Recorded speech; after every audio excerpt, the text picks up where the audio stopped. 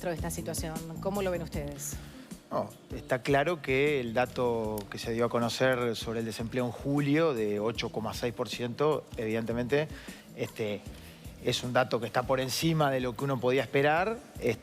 También hay que tener en cuenta que las estimaciones mensuales que publica el INE tienen, por así decirlo, un margen de error, una incertidumbre relativamente alta, es decir, de más o menos casi 1%. Es decir, el intervalo de confianza, como le llamamos los economistas, está entre 7,7 y 9,5% en ese dato. Entonces, también hay que tomar con pinzas los datos mensuales que publica el INE. La tendencia. La tendencia es clara a que, digamos, el mercado de trabajo respecto a los niveles récord que se habían alcanzado, digamos, entre 2011 y 2014, se ha venido deteriorando en estos últimos meses. En el primer semestre del año había indicios de que eso se había desacelerado, de que ese deterioro, digamos, se había desacelerado y de que podíamos pensar en alcanzar una tasa de desempleo por debajo del 8%. Este dato de julio es un dato que preocupa, pero que también hay que ver, digamos, el dato del mes anterior de junio había sido de 7,5 y tal vez también había estado por debajo de lo que uno podía pensar que estaba la tasa de desempleo. Yo creo que hoy estamos en un desempleo, que de hecho es el promedio de los primeros 7 meses del año, en el entorno del 8%. Del 8%. Ahí hay varios economistas que en los últimos días, tras conocerse este dato, repitieron algo que el gobierno ya había planteado a la hora de fijar las pautas de negociación colectiva, y es, acá, si damos aumentos salariales que van más allá de lo que permite la economía, el crecimiento, etcétera, esto se paga con empleo. Y en los últimos días, Javier Daedo lo dijo en Radio Sarandí, Aldo Lema lo puso en Twitter, dijo, esta suba del desempleo tiene relación directa con lo que han sido los aumentos salariales en el último año. Es decir, se está mandando o se está despidiendo a gente porque no se pueden pagar los aumentos. Sí.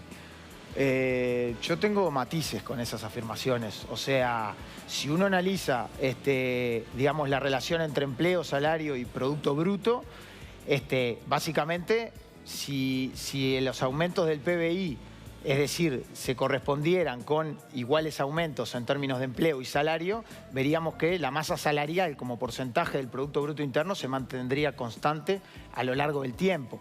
Esto no es así, digamos, hay una relación empírica que uno puede analizar y discutir en términos de largo plazo, pero esto en el corto plazo no necesariamente es así y creo que no es un dato demasiado relevante para analizar la coyuntura. Evidentemente hay una relación entre empleo y salario que nadie la puede desconocer y acá lo que ha ocurrido es que una vez que se desaceleró la economía, claramente estamos casi que en una fase de estancamiento, se ha desacelerado tanto el empleo como los salarios y los consejos de salario en principio no han oficiado como una restricción o con una gran rigidez a los efectos de permitir que de alguna manera el salario real también tendiera a desacelerarse y acompañar. Claro. Y en ese sentido yo no comparto, digamos, que el aumento del desempleo, que repito, parte de niveles récord que había alcanzado el país y que era esperable que en la medida en que la economía no iba a seguir creciendo a las tasas que había venido creciendo en la última década, bueno, obviamente se iba a resentir. El tema es ahora ver hasta qué punto podemos lograr ubicarlo en 8 y lentamente mejorar esa cifra de desempleo, pero en todo caso que no se retroceda en este sentido y lleguemos a tasas de desempleo de los 2 dígitos. Yo creo que estamos lejos de ese escenario. ¿Cuántos puestos de trabajo se perdieron? Si uno analiza los primeros 7 meses del año, ¿verdad? Y lo compara con los primeros 7 meses del año anterior, los puestos de trabajo que se perdieron son alrededor de 11.000, un poquito menos de 11.000, que representan un 0,6% del total de ocupados en el país, digamos. Hay algunas comparaciones allí que también son un poquito complicadas porque se habla de lo que pasó en los últimos 18 meses. Pero cuando comparamos datos en el mercado de trabajo, como tienen estacionalidad, es complicado comparar datos que tienen que ver con lo que pasa en la mitad del año con lo que pasaba al final del año 2014, porque claramente sobre fin de año siempre se presentan mejoras. Entonces lo estoy comparando con un umbral relativamente más alto y puedo estar sobreestimando el aumento en la caída del número de ocupados. Ahora, Hugo, ¿cómo analizan? Porque uno cuando le entra el dato empieza a ver algunas particularidades. Por ejemplo, que el desempleo es más alto en Montevideo, casi en el 10%, que en el interior, que está por debajo del 8%, ¿no? Ahí, ¿qué están viendo? Bueno, claramente, digamos, hay una situación, repito, teniendo en cuenta también esto de el dato de julio y tomarlo con cierta, digamos, mesura, digamos, el dato puntual de julio, pero evidentemente hay un desempleo mayor en la capital, que yo creo que lo que hay que hacer es seguir monitoreando esto, a ver en qué medida se produce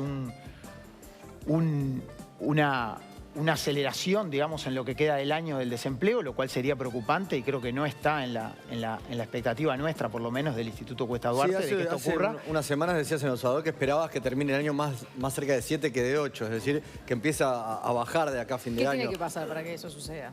Nosotros creemos que, creo que va a terminar más cerca de 8 que de 7. El año pasado habíamos tenido un desempleo de 7,5. Sí. Y nosotros aspiraríamos a que este año se ubique por debajo del 8. Hay que ver lo que termine pasando. Es probable que este año se puedan estar perdiendo en el entorno de 10.000 o 15.000 puestos de trabajo. Obviamente esto es una situación preocupante porque si lo vemos macroeconómicamente tal vez hablamos de un 0,5, un 0,7% y no parece una cifra. Pero anda a decirle esos 15.000. Pero para esas personas es una situación muy delicada, la situación del desempleo, está claro. Pero nosotros pensamos que hay perspectivas de que la economía, digamos, hay algunas señales que hacen ver que tal vez los principales problemas estén quedando atrás. Hay una perspectiva de que la cosa puede empezar a mejorar y en ese sentido el mercado de trabajo va a acompañar. Y nuestra expectativa, obviamente, es que a nivel de los salarios, que era lo que tú planteabas hoy, nosotros pensamos que estudiando la situación de cada sector, hay que tratar de evitar los análisis al barrera, claro, ¿sí? Y analizar cada sector. Hay sectores que tienen problemas, para los cuales hay que estudiar qué posibilidades puede haber, pero hay otros sectores que no, donde puede haber margen de continuar, digamos, mejorando los salarios, que no nos olvidemos. En el caso de los asalariados, todavía hay 370.000 asalariados, más de un 30%, que ganan por debajo de los 15.000 pesos líquidos, ¿no? Por 40 horas de trabajo semanal. Entonces, tampoco podemos perder de vista, más allá de la evolución de las variables, lo que es el valor absoluto, el nivel de esas variables. Ahora hay una ronda de negociación salarial que incluye, en muchos casos, a muchos de esos 300.000, porque son sectores con salarios en particular el caso del comercio, claramente, es un sector que abarca a muchísimos trabajadores y donde se concentran buena parte de esos salarios sumergidos. Y bueno, nosotros entendemos que ahí, en particular para esas franjas, se deben lograr ajustes adicionales y bueno, frente a situaciones puntuales que ameriten, que puedan poner en riesgo la viabilidad de determinadas empresas, naturalmente que los trabajadores van a estar de alguna manera atentos a que un eventual aumento de salario no vaya a perjudicar la fuente de trabajo, ¿no? que es la prioridad. Claro, ahí lo que pasa es el cierre de la empresa y son todos, pero a veces no es el cierre de la empresa, pero como una situación de estancamiento, como la que tiene la economía en general, pero si fuera un caso particular, vos me imponés que yo tengo que subir sueldos y capaz que tengo que recortar alguno para subirle a los demás. Hay que estudiarlo caso a caso. En cada sector, en cada rama, pero efectivamente, si es una así, situación que mejor nadie puede mantener decir todos los que no puestos de puede trabajo. ocurrir. El empleo es una prioridad de los trabajadores. Cuando los trabajadores reclamamos mejoras en los lineamientos salariales, ¿cuál es el principal reclamo que uno ha escuchado en los últimos meses? Que el correctivo pase a ser cada 2 meses y no cada 18. ¿Eso qué quiere decir? Cada Quiere decir 12. empatar. Perdón, ¿qué dije? Cada 2. Dijiste por lo de Alur. No, cada 12, perdón. Cada 12. Es decir, que los correctivos... El inconsciente. No, que sean correctivos anuales y no cada 18 meses. Es decir, ¿eso qué quiere decir?